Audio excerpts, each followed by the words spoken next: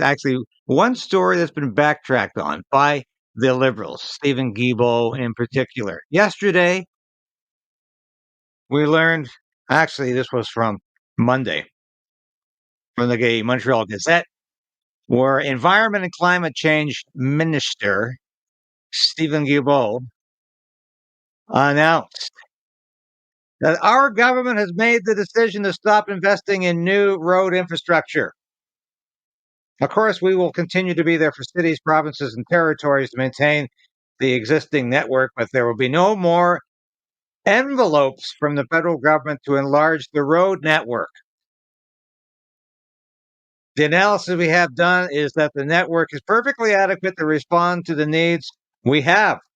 And thanks to a mix of investment in active and public transit and in territorial planning and densification,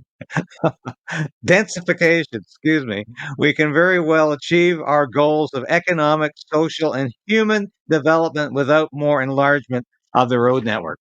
Now, this is the insanity. From Doug Ford read this and said, "I'm gobsmacked." The federal minister said they won't invest in new roads or highways. And Ford says, "Well, we will in Ontario." Now, how crazy is this? It's insane. We're all supposed to what? Jog, bike to work, even if you happen to live in the rural part of Canada or outside of the major city. I mean, where I am, I couldn't get to Ottawa on foot or bike every day. It's absolutely insane. So we have a reversal on this. Yes, we have a reversal on this today. An attempt to backtrack. But what it is, it's extreme damage control. What does he say? Guilbeault says, "Well, I really didn't mean all roads, just a large road project, specifically one in Quebec." And it's not even clear from his comments whether he means all large projects or just the one large project in Quebec. Clearly, Guilbeault spoke out of turn, but he spoke the actual Liberal Party policy. Somebody took him aside last night before he backtracked with this damage control story this morning to tell him, "Hey, I don't think that's going to fly." Whoever's really leading the Liberal Party, I don't know if it's the president of the Liberal Party or the corporate donors behind that party. God knows what they're still doing with the party.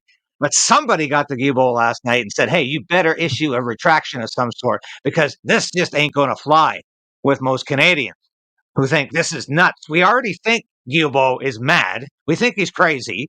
He comes out with the nuttiest prospects. But let's listen to him here. 2035.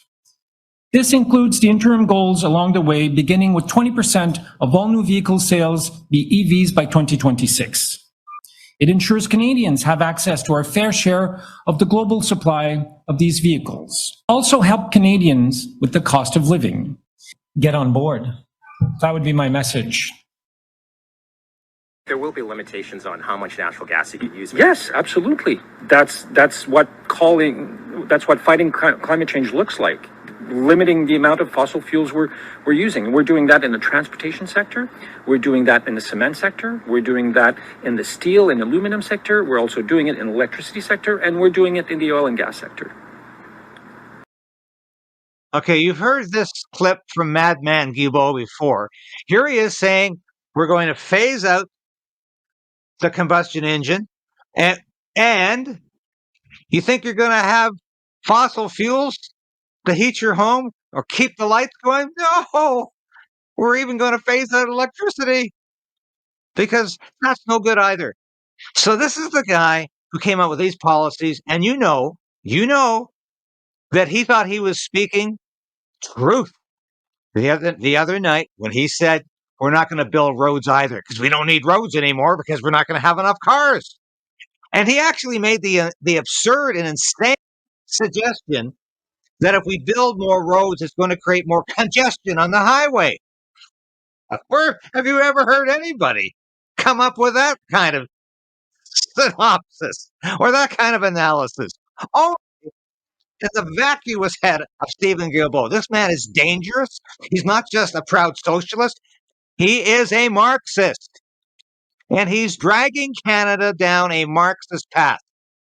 Somebody intervened because they know Canadians aren't quite ready for a federal government that doesn't want you to have a road to drive your car on. Good God. They have the nerve to say the conservatives are bringing the country to the Stone Age. The Liberals clearly have the Stone Age in their sights. And this is what Guilbeault is fighting for, a new Stone Age. As I've said 100 times, Canada produces so little of the global greenhouse gas emissions that we could all live in caves and it wouldn't make any difference to the global carbon footprint they're so obsessed with. But this man this is nuts. I encourage you again. Read this story from February 12th in Montreal Gazette. You can find it easily on the internet today and see what this guy says. He thought he was just telling you what Liberal Party policy was, what Trudeau government policy was. And he probably was. But the insiders got to him, said, not yet, Stevie. Not yet. You can't go public with this yet. People already think you're beyond the pale. You're a little bit unhinged. And he is. So with that introduction, let's see if this comes up in question period today. Let's see if Justy Boy is present, if he stays for more than 4 minutes, and what is actually going on with roads in Canada. Well, the crazy carbon tax minister has done it again. This time, he's saying that the federal government is not going to support any new road construction. I quote, our government has made the decision to stop investing in new road infrastructure. There it is. End quote. So he believes that people in Yukon or rural Alberta or rural Newfoundland will have to get to work riding a bicycle. Mr. Speaker, why should those people have to pay taxes for infrastructure when they can't possibly use the tramways and the bicycles that he's funding? What a bunch of clowns these Liberals are. A couple of months ago, just a bunch of clowns. To all members that we should be using certain adjectives in regards to particular members of parliament, to individual members of parliament. So like the word crazy is not a word that we should be using in this. But it's an accurate description of Guilbeault. He is crazy. Direction to members. So I'm going to ask members, please, from now on, to exercise, to work within the boundaries of parliamentary language. The Right Honourable Prime Minister. Fergus, sit down. The Minister has already clarified his remarks.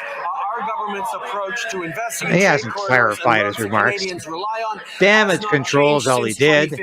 We will continue to step up, and we got projects like the Samuel de Champlain Bridge in Montreal across the finish line, and we're going to get others like the Gordie Howe Bridge built. We're going to continue to invest in infrastructures. But what also hasn't changed is the Conservative Party's opposition to investments in roads and communities, in bridges, in ports, right across the country as we grow the economy, because all the Conservative leader is offering is cuts, cuts, cuts.